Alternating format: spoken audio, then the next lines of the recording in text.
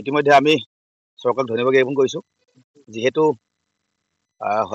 যোৰহাট জিলাৰ হুলুংপাস্থিত গোহাঁইগাঁৱত 150 ফুট উচ্চতাৰ যি বিশাল লাচিত প্ৰতিমূৰ্তি স্থাপন কৰিবলৈ গৈ আছে অহা 9 মাৰ্চ তাৰিখে আমাৰ ভাৰতৰ প্ৰধানমন্ত্ৰী নৰেন্দ্ৰ মোদী ডাঙৰীয়াই উন্মোচন কৰিব। এইটো গৌৰৱৰ বিষয়, লাচিতক এটা উচ্চ সন্মান দিবলৈ গৈ আছে। কিন্তু অন্য হাতেদি আজি যি শিৱসাগৰ জিলাৰ হাঁহচৰা মৌজাৰ যি বোকানগৰ স্থিত শুকতিবাৰী, ইয়াত কোনো লাচিতৰ যি শুকতিবাৰী বুলি কোৱা হয়, ইয়াত কোনো লাচিতৰ সংৰক্ষণ আৰু শোভাবৰ্ধনৰ কাৰণে আমি বাৰম্বাৰ চৰকাৰ আৰু জিলা প্ৰশাসনক অনুৰোধ জনোৱাৰ পিছতো আজিলৈকে কোনো চিনপম দেখিবলৈ নগ'ল। আমি চৰকাৰক আৰু জিলা প্ৰশাসনক এটাই দাবী উত্থাপন কৰোঁ যে এই শুকতিবাৰী মোমাই তামুলীৰ যি বাৰী হয়, শুকতিবাৰী স্বৰ্গদেউ প্ৰতাপ সিংহই ইয়াত হাতী লৈ ঘূৰি যাওঁতে যে বাৰীখন দেখি পানি কাৰ বাৰী বুলি সোধাৰ পিছত ইয়াত তেওঁলোকে কৈছিলে যে এখন শুকতিবাৰী ইমান ধুনীয়াকৈ আঁতুমুখাই ৰাখিছিলে, যাক মোমাই তামুলী বুলি কোৱা হয়, লাচিতৰ দেউতাক। এই জন্মস্থানডোখৰ অতি শীঘ্ৰে অসম চৰকাৰ বা জিলা প্ৰশাসনে সংৰক্ষণৰ ব্যৱস্থা কৰিব লাগে, অন্যথা টাইমো ছাত্ৰ সন্থাই ইয়াৰ বিৰুদ্ধে অতি শীঘ্ৰে এক বেলেগ সিদ্ধান্ত গ্ৰহণ কৰিবলৈ গৈ আছে।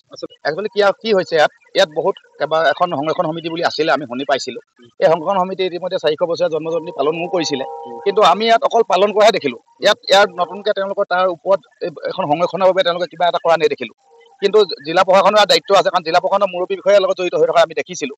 আমি এটা কথা বিচাৰোঁ যে অকল 400 বছৰীয়া জন্মজয়ন্তী পাতিলেই নহ'ব, লাচিতৰ এখন উচিত স্থান যেতিয়া দিব বিচাৰিছেই, সেইবাবে এই বাৰীখনো সংৰক্ষণ কৰিব আমি দাবী উত্থাপন কৰিছোঁ। অসম চৰকাৰক মই আবেদন কৰিছোঁ, তেখেতসকলে লাচিত বৰফুকনৰ মৈদামত ৰঙাপাৰত যি উদ্যোগ লৈছে, সেই উদ্যোগ প্ৰকৃততে তেওঁলোকৰ স্থানীয় ৰাইজৰ উদ্যোগ, তেওঁলোকক ধন্যবাদ দিব লাগিব।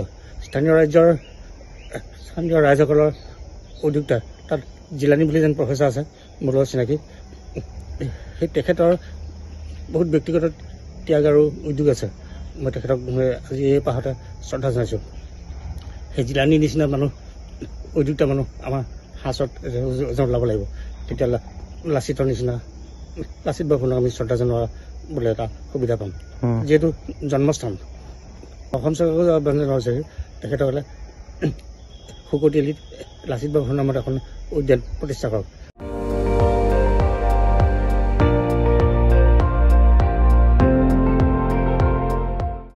আপুনি চাই আছে ND24, সৰ্বশ্ৰেষ্ঠ নহয় সৰ্বোত্তমৰ দৌৰত।